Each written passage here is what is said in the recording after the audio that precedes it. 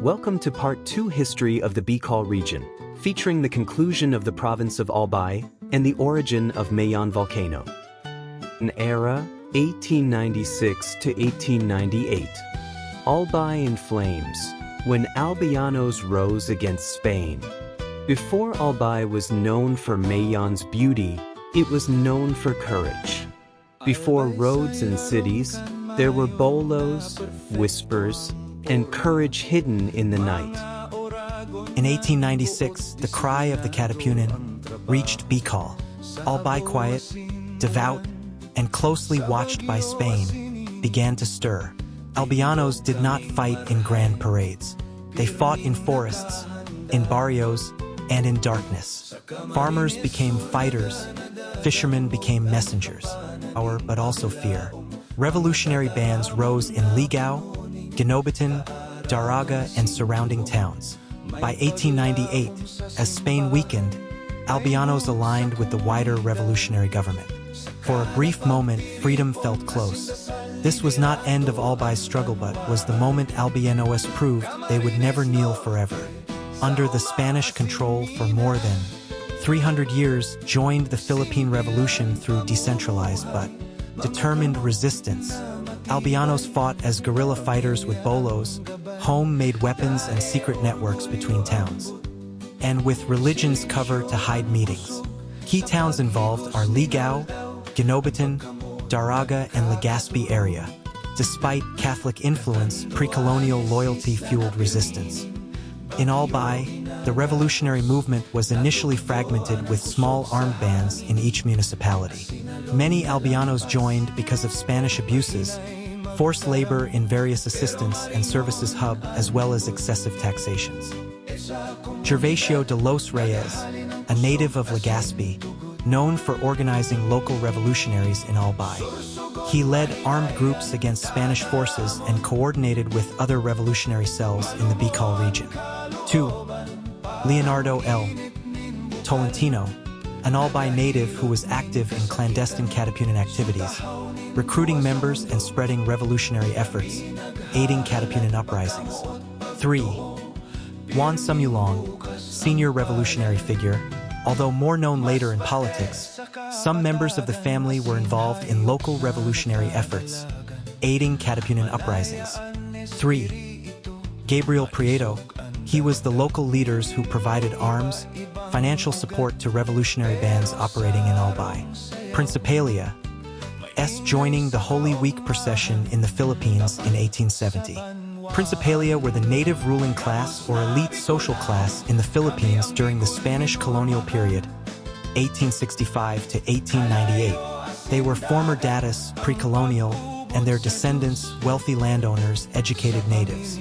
Local Principalia who turned against Spain. 1.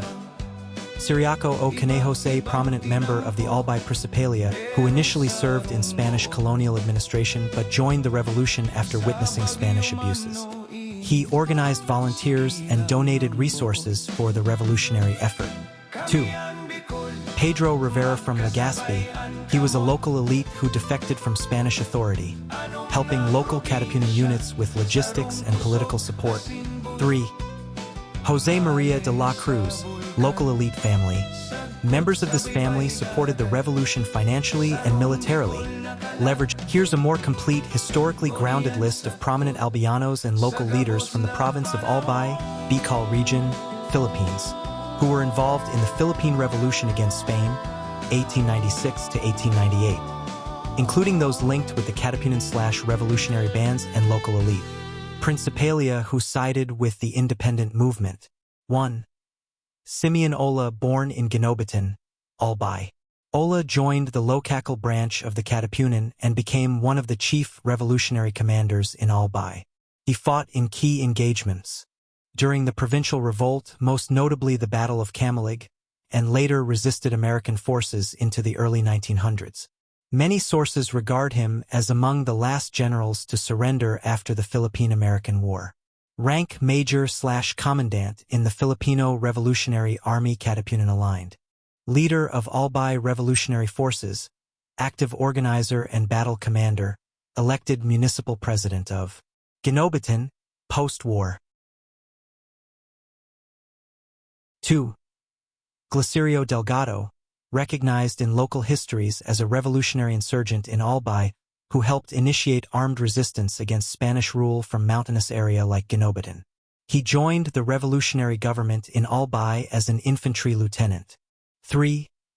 Vito Bellarmino, although originally from Cavite, Bellarmino was assigned by Emilio Aguinaldo to command revolutionary forces in Albay. He reorganized Filipino troops, played a key role in victories like the Battle of Camalig in the province. 4.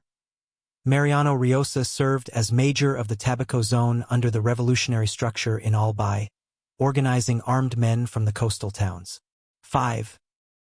Anacleto Solano became provisional president of the revolutionary government of Albay when it was formed on September 22, 1898. A key political milestone in the province's struggle for independence. While many wealthy Albianos initially were loyal to Spain, the revolutionary type, especially after the Pact of Biaknabato, 1897, and the growth of local uprisings drew some from the Principalia into resistance. 6. Father Gabriel Prieto, a parish priest from Malanao, Albay. He was accused of involvement in the independence movement and imprisoned with other reformist and acted revolutionist. Prieto became associated with broader Bicolano martyr narratives connected to resistance against Spanish repression. Revolutionary activity in Albay later in centers like Cavite and Manila, but by 1898 the province established its own revolutionary government and contributed fighter to the wider independence struggle. Albay today stands as a province shaped by fire, faith, and resilience. As its heart rises the majestic Mayon volcano, the world's most perfect volcanic cone, beautiful, powerful, and unpredictable. For centuries Mayon has both nurtured and tested the people of Albay. Its fertile soil sustains farms and livelihood, while its eruptions remind Albianos of nature's might. And yet, the people endure. From the historic streets of Legazpi City to the heritage-rich town of Daraga, Albay blends the old and the new. Spanish-era churches still stands proudly, such as the iconic Daraga Church, overlooking Mayon like a guardian of faith. Nearby, the solemn ruins of Cagsawa Church. Whispers of stories of the 1814 eruption, a reminder that history here is written in ash and courage. But Albay is no longer only a land of survival, it is a land of innovation. Today, it is recognized as one of the Philippines' leaders in disaster preparedness and climate adaptation.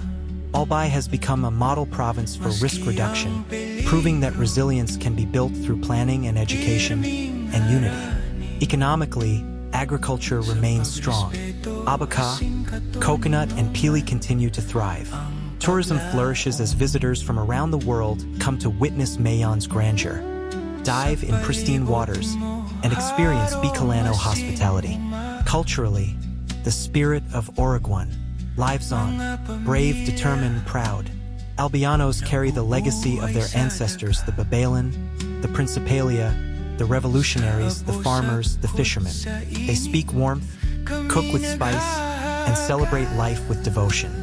Modern Albay is universities, growing industries, expanding infrastructure, and young leaders shaping the future.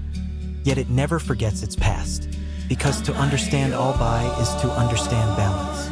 Beauty and danger, tradition and progress, faith and strength. As Mayon stands watch over the province, Albianos stand watch their future. And as the volcano rises perfectly against the sky, so too does Albay rise, again and again.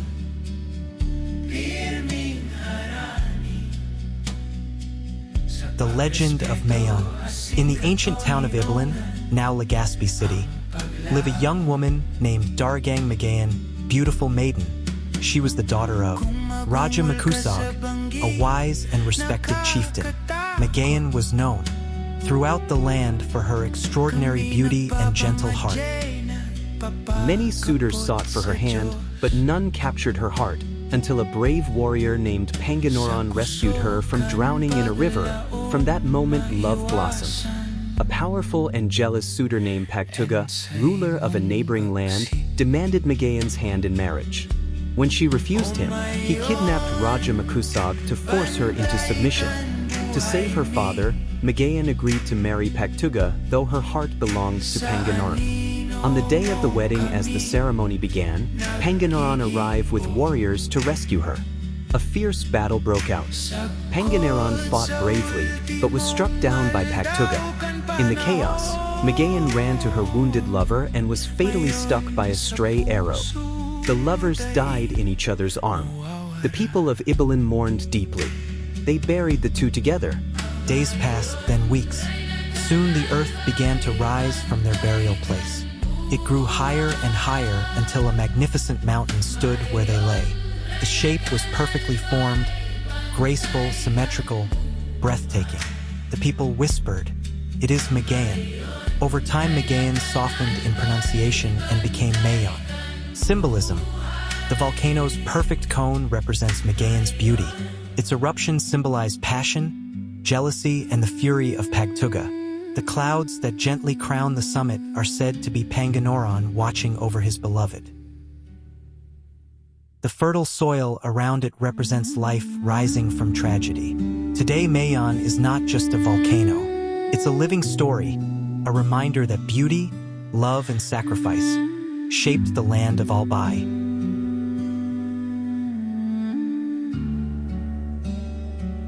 Thank you for watching. Please don't forget to click the like button and share, and please subscribe to our channel for more. Mayon nakatindog, magayon na tanawon, sa bulkan na silensyo, pero may peligro. Buhay kanalbayano, sa iya nakaugat. Mayon ray nakan banwaan, sa magayon sagot matarik na porma. Maski ang peligro